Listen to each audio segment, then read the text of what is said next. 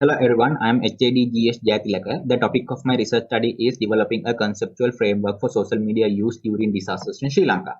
So first of all, let's have a brief introduction. Over the recent past, various types of hazards have been occurring all over the world, which turn into disasters and have made a severe impact on human lives, infrastructure, environmental, and economy. These figures show some of the catastrophic disasters which were occurred very recently around the world, and these graphs gives an idea about the damages and losses reported due to the various types of hazards occurred around the world over the past years. Sri Lanka also has been experiencing various types of hazards which have turned into disasters over the past years, and a considerable amount of human lives and properties have been impacted due to these disasters.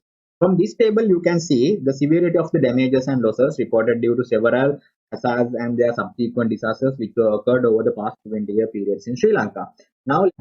Now let's move on to the disaster risk management. Disaster risk management involves a sum of all events, services, and actions that can be taken every phases of disasters with the goal of preventing a disaster and its impact.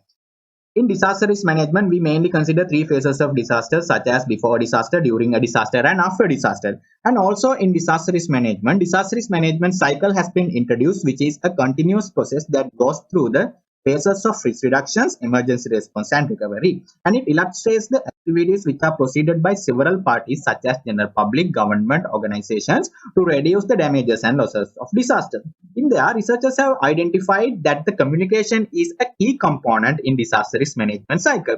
From reviewing the literature, it can be identified that there are several terms of communication in related to disaster, such as disaster communications, risk communication, and crisis communication. By considering all those terms of communication, disaster risk communication has been introduced, which is basically involves the disseminating and receiving of disaster risk information, which can be defined as a comprehensive information which include hazard exposure, vulnerability, and capacity on all dimensions of disaster risk.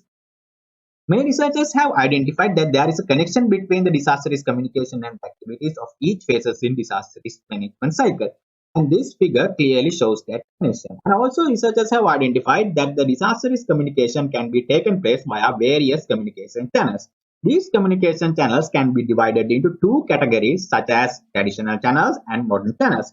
This table shows the various examples for the traditional channels and for the modern channels. With the rapid development of information and communication technology, people have tended to use modern communication channels rather than traditional communication channels. In there, as an emerging and evolving communication technology, nowadays, use of social media for communication in disasters has become a common practice among the public. Several studies have been shown that the worldwide community are using social media as a communications tool for the disaster-related communication during disasters. Let's see what is the general use of social media around the world. So in October 2020, 4.14 billion of people across the world are using social media, which is equivalent to 53% of the total global population. And this graph shows the global usage of several social media platforms and messenger applications. And considering the Sri Lankan context, 6.4 million people are using social media, which is equivalent to about 30% of the total Sri Lankan populations. And this figure further shows the usage of social media applications by the Sri Lankan community. So now let's see what is the reasons of use social media for disaster risk communication. Social media provides advanced facilities related to disasters, and also social media provides a multi-directional communication mechanism such as one-to-one, one-to-many, many-to-many, and with that, a huge community can be addressed by the social media. And also several interfaces provided by social media for communication, such as photographs, video clips, live videos, text messages, and voice recordings. And with that, information can disseminate attractively and effectively through the social media. And also social media can use without other important utilities such as electricity, and this is a very important during a disaster situation. And also it is convenient to use social media, and social media provides a timely information sharing. And considering the current use of social media for disaster risk communication in Sri Lanka, Disaster Management Center is the leading agency for disaster risk management and disaster risk communication in Sri Lanka, and they disseminate disaster-related information through their social media applications such as Facebook. Apart from DMC, there are other disaster-related department and organizations such as Meteorology Department, Epidemiology Department, NVRO, and so on, and they use their own social media applications to disseminate disaster-related information to the general public. And also news media, community groups, influencers are also used there on social media applications to disseminate disaster information to the general public. So now let's see what is the importance of developing a framework for use of social media during disasters. In the as a emphasizing Sendai framework for disaster risk reduction, introducing strategies to avoid and mitigate exposure to hazards and vulnerability is one of a key component to prevent new and reducing existing disaster risks. Researchers have been identified that the effective use of social media can be considered as a major disaster risk reduction strategy. Considering the current condition of use of social media during disasters, several barriers and gaps can be identified which are caused to reduce the effectiveness of the use of social media during disasters. And the studies have been identified that the conceptual framework on the use of social media during disasters is what is currently missing from the literature review, from the literature. And it has been identified that such framework can be used to identify the future improvements and implementation in the context of using social media. And also, this framework would be helpful to identify the existing steps and the barriers of social media usage during disasters. With that, the objective of this research study is development of a conceptual framework for use of social media during disasters in Sri Lanka.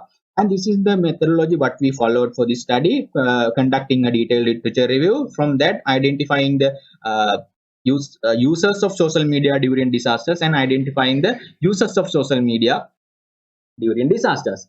Uh, Several studies have illustrated and defined the different types of users who use social media during disaster to communicate disaster-related information. In there, I have mentioned several types of users, individuals, organizations, news media, community groups, journalists, social media influencers.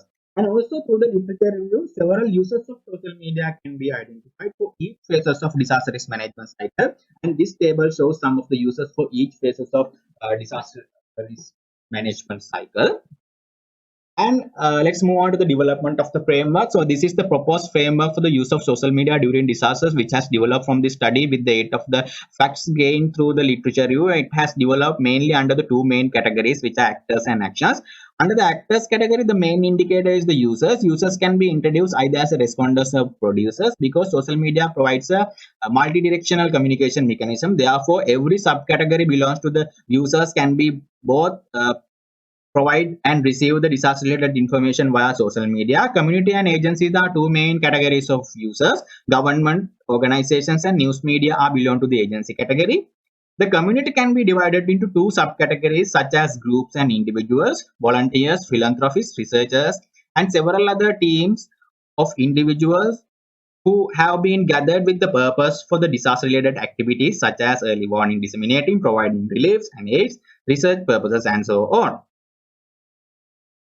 And also the two types of individuals such as influencers and non-influencers can be identified from the literature. Influencers can be identified among the individuals according to the degree of the influence that they make on the disaster related information dissemination via social media. As the last mile, non-influencers can be separated into two according to their location, such as within the disaster zone and out of the disaster zone. Under the actions category, the main indicator is the users. This framework further illustrates that there are different users of social media in every phases of disaster risk management cycle.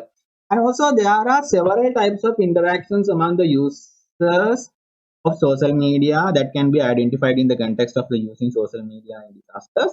Through the literature review, it has been identified three major types of interactions such as interaction among agencies, interaction between agencies and community, interaction among community. This is the extended framework of previously described conceptual framework which has illustrates those interactions. And also this shows the various types of disaster phases and activities that each user can be participated by using social media. Through the literature review, several key facts were identified in the context of use of social media by the non-influencers in disasters. It is very important to identify those key facts because non-influencers are the most important part in the context in the using social media during disasters because they are the most vulnerable users due to the disasters. Perception of the non-influencers about the information received via social media is one of the key facts in the context. In order to have a better perception, the quality of the information received via social media should be at a higher level. There are several quality indicators have been identified in past researchers to evaluate the quality of the information received via social media and disasters, such as accuracy, timeliness, usefulness, and reliability. Apart from that quality indicators, several other key facts have been identified from the literature review, such as the general use of social media by the non-influencers, identifying the existing methods to communicate disaster-related informations, and the awareness about the capabilities of using social media in disasters, and also the advantages and disadvantages of these existing methods and these the newly social media method.